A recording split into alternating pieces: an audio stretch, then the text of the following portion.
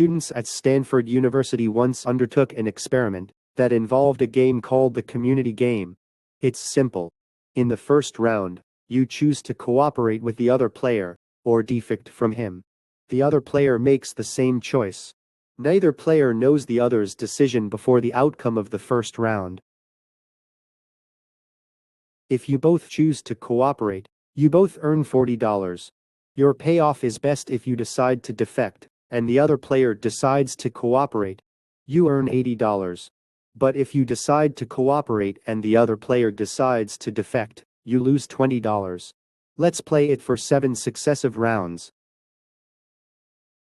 The goal is to earn the most money after round 7.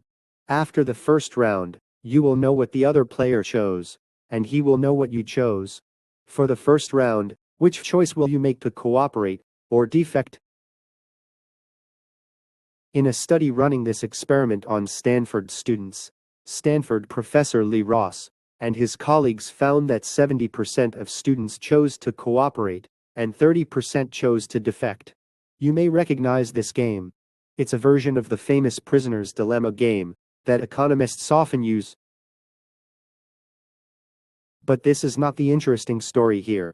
With another group of students, Ross and his colleagues played same game, but now they named it the Wall Street game. That's it. Simply changing the name made a huge difference. In this group, only 30% of students chose to cooperate, while a whopping 70% chose to defect. This is quoted from Morten T. Hansen's book, Collaboration: How Leaders Avoid the Traps, Create Unity, and Reap Big Results. What an amazing result! Students chose a different behavior, just because the game was called something different. The implication? This startling result tells us that the language we choose matters a great deal in shaping their behavior when we persuade others. That's right. Language has a huge impact on one's attitude.